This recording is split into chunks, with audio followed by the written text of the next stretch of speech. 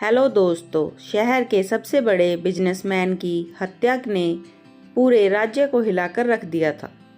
Police को कई सुराग मिले, लेकिन जिस नाम से सबसे ज्यादा चौंकाया वह था अजय ठाकुर, एक कुख्यात अपराधी जिस पर पहले से ही कई मामलों में सम्मिलित होने का आरोप था। मगर इस बार मामला अलग था, क्योंकि इस हत्या का कोई चश्मदीद गवाह नहीं था। फिर भी पुलिस ने अजय को पकड़ लिया। अजय के खिलाफ सारे सबूत थे।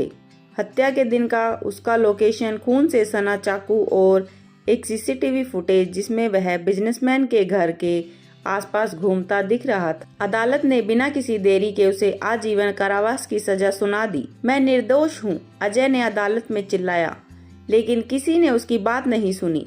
अजय को कालापानी जेल भेज दिया गया, जो सबसे खतरनाक कैदियों की जेल थी।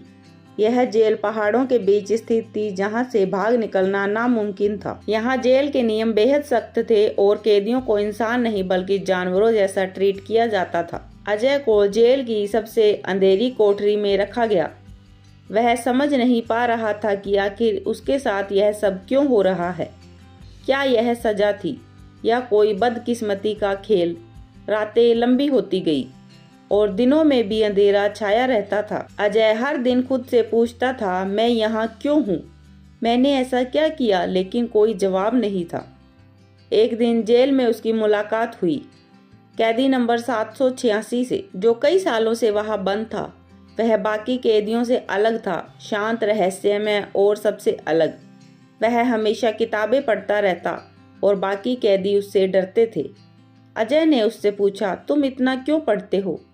कैदी नंबर 786 ने हल्की मुस्कान के साथ जवाब दिया, जेल की सलाखें सिर्फ शरीर को कैद कर सकती हैं, दिमाग को नहीं। ज्ञान ही तुम्हें इस अंधेरे से बाहर निकाल सकता है। अजय ने पहली बार किसी कैदी को इतनी गहरी और समझदारी भरी बातें करते हुए सुना। अजय को जेल में आए हुए 3 महीने हो चुके थे। शुरुआत में वह यहाँ सख्त जिंदगी, क्रूर जेलर और अन्य कैदियों की हिंसा से घबरा रहा था, लेकिन धीरे धीरे उसने खुद को इस माहौल में ढाल लिया। लेकिन उसकी मुलाकात कैदी नंबर 786 से उसके सोचने का तरीका बदल रही थी। वह आदमी रहस्यमय था, लेकिन उसकी बातें अजय के मन में गूंजती रहती थी। एक दिन जब अजय जेल की लाइब्रेरी में कुछ किताबें देख रहा था, तो उसे कैदी नंबर 786 वहीं बैठा मिला। तुम हर दिन यहाँ क्या ढूंढते हो? अजय ने जिज्ञासा से पूछा। कैदी नंबर 786 मुस्कुराया और बोला, जो लोग बाहर की दुनिया में खो गए, उन्हें यहाँ खुद को खोजने का मौका मिलता है। अजय ने हैरानी से पूछा, तुम्हारा मतलब क्या है? तुम्हें लगता है यह जेल तुम्हारी सजा है? नहीं, यह तुम्हारी परीक्षा है। दुनिया ने तुम्हें दोषी मान लिया, लेकिन क्या तुम खुद को निर्दोष मानते हो? अजय चुप हो गया। उसके पास कोई जवाब नहीं था। उसी रात जब सभी कैदी सो चुके थे, अजय को उसके तकिए के नीचे एक पुरानी किताब मिली। वह किताब धूल और सीलन से भरी थी, लेकिन जब उसने उसके पहले पन्ने को खोला तो वह हैरान रह गया। किताब का नाम था दिमाग की कैद से आज़ादी। उसने तुरंत कैदी नंबर 786 को देखा, जो अपनी कोठरी के कोने में बैठकर मंद मंद मुस्कुरा रहा था। अजय ने किताब पढ़ना शुरू किया और पहली बार उसे महसूस हुआ कि वह जेल सलाखों में कैद नहीं है, बल्कि उसकी सोच भी कैद थी। इस किताब में लिखा था, अगर तुम्हें दुनिया को जीतना है तो पहले खुद को जीतना सीखो। दुनिया का सबसे बड़ा युद्ध बाहर ही नहीं बल्कि अंदरूनी होता है। अजय को ऐसा लगा जैसे यह किताब उसके लिए ही लिखी गई हो। उस रात अजय को एक अजीब सपना आया। उसने खुद को जेल से बाहर कर एक बड़े मंच पर खड़े देखा। हजारों लोग उसकी बात सुन रहे थे। वह उन्हें कुछ प्रेरणादायक बातें बता रहा था। अजय ने सोचा, क्या यह सपना कोई संकेत था? पहली सुबह अजय ने कैदी नंबर 786 से कहा, मैं इस जेल में सिर्फ शरीर से ही नहीं बल्कि मन से भी आजाद होना चाहता हूँ। मुझे सिखाओ कि मैंने दिमाग को कैसे नियंत्रित कर सकता हूँ।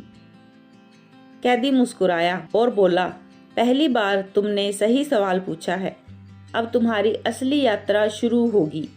लेकिन अजय को नहीं पता था कि उसकी इस यात्रा में एक ऐसा राज छुपा है जो पूरी जेल को हिला कर रख देगा। अजय की जिंदगी अब पूरी तरह से बदल चुकी थी।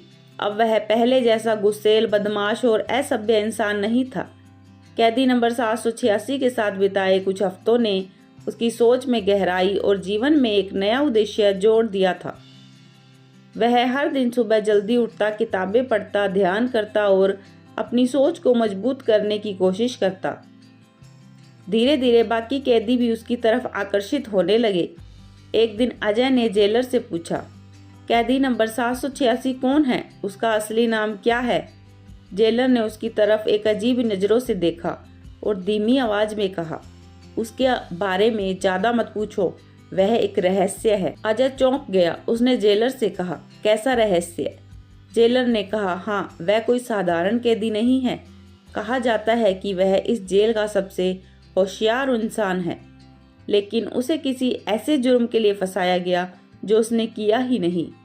वह भी सालों से इस जेल में है, लेकिन आज तक किसी को यह नहीं पता उसकी असली पहचान क्या है। अजय की जिज्ञासा बढ़ गई। उसने उसी रात कैदी नंबर 86 से सीधे पूछ लिया, तुम्हारी असली सच्चाई क्या है?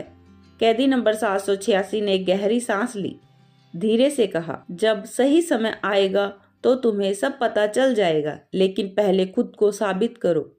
अजय अब समझ चुका था कि वह यहाँ सिर्फ अपनी सजा काटने नहीं आया है, बल्कि उसके जीवन में एक नया मोड़ आ चुका है। उसने तय किया कि वह इस जेल में एक नई क्रांति लाएगा। उसने बाकी कैदियों को पढ़ाना शुरू किया, उन्हें आत्म सुधार की बातें बताने लगा और धीरे धीरे पूरे जेल में उसका प्रभाव बढ़ने लगा। जहाँ पहले लड़ाई झगड़े होते थे, वह अब चर्चा होने लगी। जहाँ पहले गालियाँ दी जाती थी, अब किताबें पढ़ी जाने लगी। यह देखकर जेल प्रशासन भी हैरान था, लेकिन अजय को नहीं पता था कि उसकी यह बदली हुई छवि कुछ लोगों को पसंद नहीं आ रही थी। कुछ भ्रष्ट जेल अधिकारी और खतरनाक कैदी इस बदलाव से नाराज थे। एक रात जब अजय अपनी कोठरी में सो रहा था, तभी अचानक 4 नकाबपोश कैदी उसके सेल में घुसे और उस पर हमला कर दिया। अजय ने खुद को बचाने की पूरी कोशिश की, लेकिन अकेला था। अजय को लगा कि आज उसकी मौत निश्चित है, लेकिन तभी एक तेज आवाज गूंजी, रुक जाओ। यह कैदी नंबर 786 की आवाज थी। यह आवाज जेल की अंधेरी कोठरियों में गूंज उठी। कैदी नंबर 786 अपने सेल से बाहर खड़ा था और उसकी आंखों में एक अनोखी चमक थी। चारों कैदी उसकी तरफ देखने लगे। उनमें से एक बुदबुदाया, ये तो, लेकिन इससे पहले कि वह कुछ कह पाता, कैदी नंबर 786 ने बिजली की फुर्ती से हमला किया। उसने 2 कैदियों को एक ही झटके में जमीन पर गिरा दिया। बाकी 2 डर गए और भागने लगे, लेकिन जेलर और गार्ड भी वहां पहुंच चुके थे। जब गार्ड ने उन नकाबपोश कैदियों को पकड़ा, अजय ने घबराई आवाज में पूछा, आखिर तुम कौन हो? तुम कोई आम कैदी नहीं हो, मैं यह समझ चुका हूँ। कैदी नंबर 786 ने अजय को देखा और धीमे से मुस्कुराया। अब वक्त आ गया था कि तुम सच्चाई जानो। फिर उसने धीरे से कहा, मैं इस जेल का कैदी नहीं, बल्कि एक अंडरकवर पुलिस ऑफिसर हूँ। अजय हक्का बक्का रह गया। अजय ने कहा, यह तुम क्या कह रहे हो? हाँ, मैं कोलकाता का एक गुप्त अधिकारी हूँ, जिसे इस जेल के अंदर भेजा गया था। यह जेल अपराधियों के लिए नहीं, बल्कि भ्रष्ट अधिकारियों और गैंगस्टरों का एक अड्डा बन चुकी थी। तुम्हें फंसाया गया था, लेकिन असली अपराधी जेल के बाहर घूम रहे हैं। अजय को लगा जैसे उसके पैरों तले जमीन खिसक गई हो। मुझे फंसाया गया था? तुमने जिस बिजनेसमैन की हत्या का आरोप झेला, असल में उसे मारा गया था, लेकिन तुम्हारा नाम इसमें जानबूझकर डाला गया। वो आदमी जिन काले धंधों में लिप्त था, उन्हें छुपाने के लिए उसने खुद के ही लोगों से खुद की हत्या करवाई, और इसके लिए तुम्हें बलि का बकरा बना दिया गया।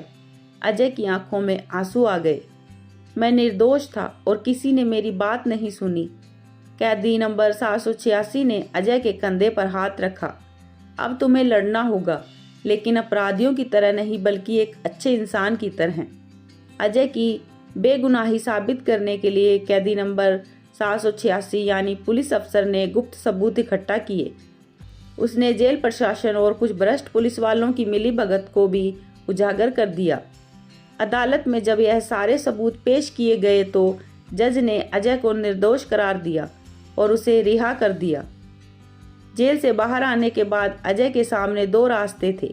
वापस अपनी पुरानी जिंदगी में जाए और बदला लेने की कोशिश करे, या फिर जेल में जो सीखा उसे अपनाए।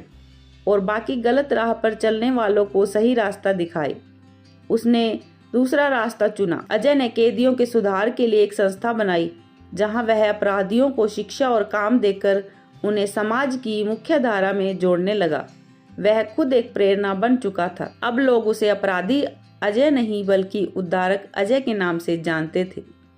दोस्तों, वीडियो अच्छी लगी हो तो वीडियो को लाइक करें, कमेंट करें, चैनल को सब्सक्राइब जरूर करें। धन्यवाद।